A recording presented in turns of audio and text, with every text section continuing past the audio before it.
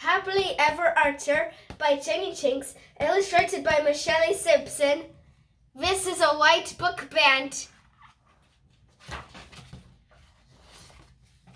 Chapter 1. It was an ordinary, boring day, and Arthur was on his way to school. On his way, he pretended to fight off a terrifying dragon, just like the hero in his favorite fairy tale. Suddenly, Arthur thought he saw a snake on the path ahead. It was just a fallen branch, but Arthur didn't know that. "Ah!" screamed Arthur. He tripped and fell into a bush. "Ouch!" Arthur said, hitting his head against something hard. That was a wishing well in the middle of the bush. What was that doing here? Arthur dug in his pocket, pulled out a coin and made the same wish he always wished. I was myself was more like a fairy tale, he said.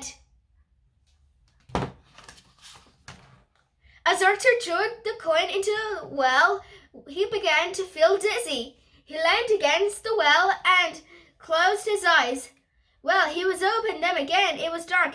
Had he fallen asleep? He tried to stand up, but there was something above him. He seemed to be in a long, dark tunnel. Where was he? The tunnel was just big enough to crawl down. Arthur crept along it, hoping he would find a way out. Just as Arthur was beginning to think that the tunnel might never end, he came out into a gloomy little room. There were bars across one wall. It looked like a prison cell. A loud roar came from somewhere above him. Arthur jumped. "Where am I?" Arthur asked. "The dungeons!" croaked a creepy voice, and from out of the shadows stepped a witch! Chapter 2. Arthur gasped. He had read a lot about wicked witches. He knew they were not to be trusted. "Don't be frightened. I'll look after you." "How did you get here?" the witch asked. "You've got a bump on your head. Let me help." The witch took a step closer to Arthur and rummaged around her cloak. "No," said Arthur a bit too loudly, taking a step back. "I'm fine, thanks." "Suit yourself," the witch shrugged. Arthur was surprised to see her put a plaster back in her pocket. The loud roar came again, shaking the dungeon's walls. "What is that?" Arthur asked. "That's my dear," the witch said. "Is my poor dragon?" "Dragon?" Arthur gasped. "Yes, that evil princess captured him and locked him up in the tower," the witch said sadly. Arthur couldn't believe it. A wicked witch that might be so wicked? And an evil princess that captured dragons? It was like Arthur had walked into a weirdly fairy tale. Arthur looked around at the creepy dungeon. "I need to get out of here," he said. He looked for the tunnel, but it seemed to have vanished. "Don't worry. Once we get to my dragon, he'll get us out of here," the witch said. "So how do we get to your dragon?" Arthur asked excitedly. "That's where I'm stuck," the witch said, scratching her head. "I was hoping you might be able to help." "Me?" said Arthur. "How can I help?" Before the witch could answer, they heard footsteps on the stairs. "Quick, hide," the witch told Arthur. Arthur pushed himself against the wall and the tunnel magically appeared again. He tugged himself inside. A beautiful princess appeared. She didn't look evil at all. "Are you ready to talk?" she asked sweetly. The witch didn't answer. The dust in the dungeon made Arthur's nose itch. He needed to sneeze. He tried to stop it, but... Chapter 3. "Ah! Achoo!" "What was that?" the princess snapped, looking around. Arthur stayed as still as a statue. The princess glared at the witch. Looks like you have to stay down here a little longer, the princess cried as she stormed off. What does she want from you? Arthur asked. Once the princess had gone. Magic, said the witch. Dragon scales are magic, you see. Just a few dragon scales would give her more power than she ever dreamed of. No one would be safe. But she's already got your dragon, hasn't she? Arthur said. Yes, but she can't get near him without getting scorched. The witch smiled, and the only one who knows, and I'll never tell her. So how do you get near a dragon? Arthur asked. The witch looked Arthur up and down thoughtfully. I can't tell you what. How do I know I can trust you? She said. Trust me? Trust me? Laughed Arthur. You might steal my dragon for yourself, the witch said. I would never do that, Arthur said. I promise. The witch didn't look sure. So if we can get to your dragon, he could get us out of here.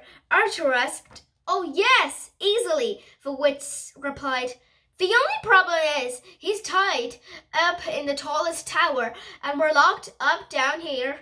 And even if we weren't locked up, we'd still have to get past the princess. Arthur was thinking quickly.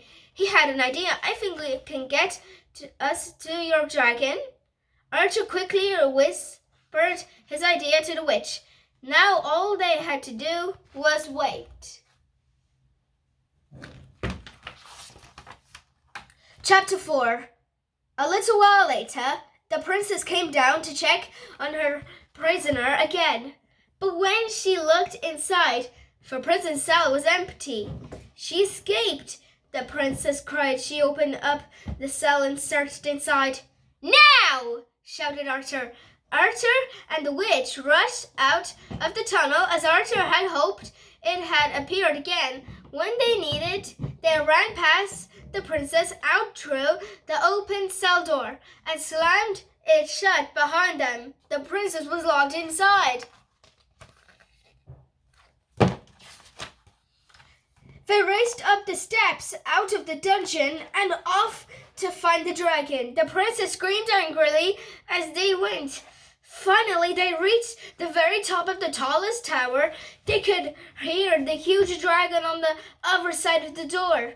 Arthur couldn't help feeling a little scared. He had read enough about dragons to know how fierce they could be. But he was starting to realize he couldn't trust everything he read in fairy tales. So we just walk there, jump on his back, and ride out of here? Arthur asked nervously. Yes, as long as you've got this. The witch smiled, passing him some broccoli. Broccoli? Arthur laughed. That's the secret to taming a dragon? Oh yes, they go mad for it. Give him a bit of broccoli and he's at the same as a tabby cat. Try it. She gave Arthur a gentle push towards the door. Go on, he won't hurt you. Chapter 5. Arthur was a little worried. He might be a trap, but he trusted his new friend. He took a deep breath and with the broccoli clutched tightly in his fist, he pulled the door open. Arthur and the dragon stood face to face. The dragon growled. His fiery breath blazed past Arthur's cheeks.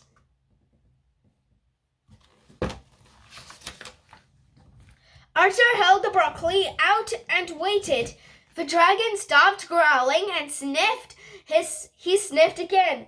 Then he rolled over on the floor and made a funny sound. Archer laughed. Was he purring? For which gave the dragon some broccoli to eat. And he chewed happily while they untied the ropes around his wings and legs. Let's go home, the witch said. Home? Archer said, I don't know how to get home. Don't worry, I'll make sure you get back safely. Now hop on. They climbed onto the dragon's back. Archer expected them to head out of the door, but the witch turned the dragon around to face the tower wall. Hold on tight, the witch said. The dragon charged straight at the brick wall. Archer closed his eyes and hugged the dragon's neck. Crash! The dragon smiled. The dragon smashed through the wall and flew off into the sky. Archer opened his eyes. They were flying way up high over the hills and rivers. Archer decided that flying on the dragon was his favorite thing in the world. Chapter 6. Finally, the dragon came down to land and they climbed off. What will happen to the princess? Archer asked. Will you let her go? Of course, dear. I'm not wicked. Hopefully she has learned her lesson. For which smiled. You know the kingdom could use a brave hero like you. Brave? Hero? Archer laughed. That's not me. Of course it is. You rescued me and my dragon, the witch said. Well, thanks. But I should get back. My parents will be worried. In that case, you'd better take this, the witch said, handing him something small and shiny, a dragon scale.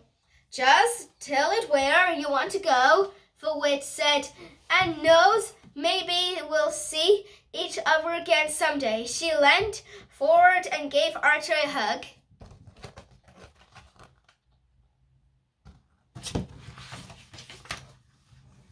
Archer held the dragon's scales in his hand and thought about some. Suddenly he began to feel very sleepy. When Archer opened his eyes, it was dark. He was on the floor, leaning against the wishing well. He was home. Archer sighed as they clambered out of the bush. He couldn't believe his fairy tale adventure was over.